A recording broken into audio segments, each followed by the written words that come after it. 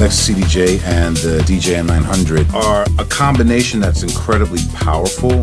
They became the industry standard a while ago. Every time there's a new model, there's new improvements that make me perform better. When I do get in the booth, I know I'm gonna play as good as I possibly can. I know where everything is, I feel at home. High-resolution audio means a lot to me, especially when you're out there in a club. One of the main advantages is the ability to play lossless files. You're losing information in a low-res quality MP3. Anything in 96K, 24-bit, FLAC, WAVs, ARFFs. So in my rider, I have everything set up digitally. I don't feel like there's anything else that would sound as good as the CDJ. On the old CDJs, we had 3 hot cues. On the new CDJ, we now have 2 banks of 4. For myself, being in the studio, I like to dissect each record, and it's very, very simple. You do this in Record Box. Red for acapellas, green for drums, blue for synths, and if you like to shoot things off the fly, it brings out more possibilities. When you press a hot cue that's not taken during a track, it instantly sets it. So this means it's already there by pressing it. If you want to delete it, you just hold this little button here and you click the cue point where you want to delete it.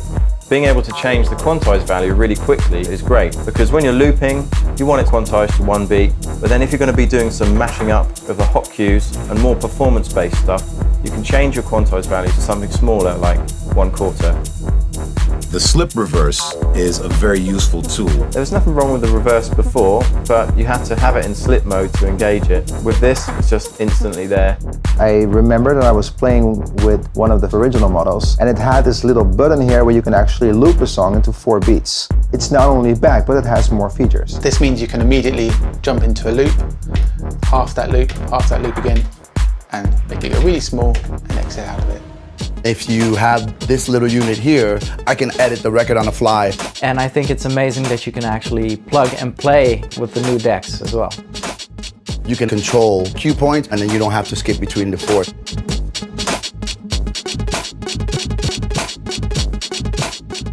I can manipulate the music a lot more, and I could definitely have a lot more fun while I'm playing.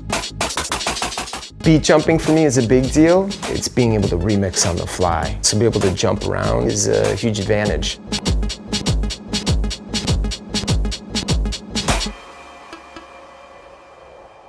With the new touchscreen, it has become so much easier and faster. The ability to get to your tracks, the paging is just a lot more intuitive. And this is by far the biggest, brightest, crispest, cleanest picture we've ever had. So you can tell from the waveform when the beat drops or when the bass comes in by that it's red, and when all the frequencies simmer down, it will get more towards blue. We have a full QWERTY keyboard now, which is even faster, more intricate. How I can search for a track that just pops into my head at that special moment, or when the promoters just told me that I can play one more and I wasn't expecting it and I have no idea where I am in any of my playlists. That's a game changer, definitely for me. The shortcut button's great. You can get to your playlist and you can load your setting really quickly. Sometimes I'd find myself in a different section on a different hard drive or on the tag list, and I'd have to think, oh, where am I? Go back and go to that. With a shortcut, I'm able to just see exactly what's going on. You are able to adjust so many things with just one button. Oh, you can also change the phase meter. If you go to the Type 2 one, for example, you can see how precise you can actually mix into the next track. You can change your waveform into blue or RGB. It's just one button press away from all kinds of features you really want at your fingertips. If you've got a playlist of like 1,000 tracks in, completely unorganized, then you can use the track filter button and work out which tracks are going to mix harmonically and within which tempo range.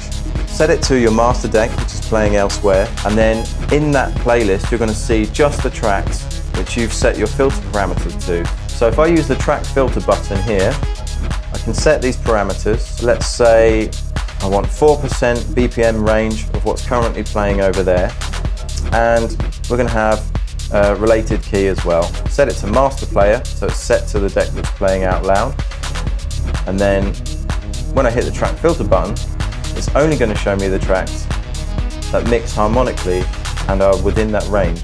And then you have my tag, where you can now search by whatever you tagged your records with. So whether it be techno or housey or deep techno or after hours, you can actually go in now and search by those tags. So another nice new feature of the whole new Nexus range is you just need one USB cable between the mixer and your laptop, and as long as you have your CDJs connected with Ethernet, you can use all 4 CDJs in HID mode. Our DJ booths get packed with people. You don't have to plug and unplug cables and move things around. And I think that makes that simpler, makes my life easier. For me, DJing is about creating a vibe, creating an environment, creating a mood, taking people on a journey. When I'm DJing, I want to feel free in my way of making music, and these products just leave me this freedom. The new CDJs will definitely make my experience a lot more fluid. I need those functions so I can make a simple record sound absolutely insane. I can manipulate the music a lot more, and I can have a lot more fun while I'm playing. It's the peace of mind that I get knowing that I have the best equipment I can.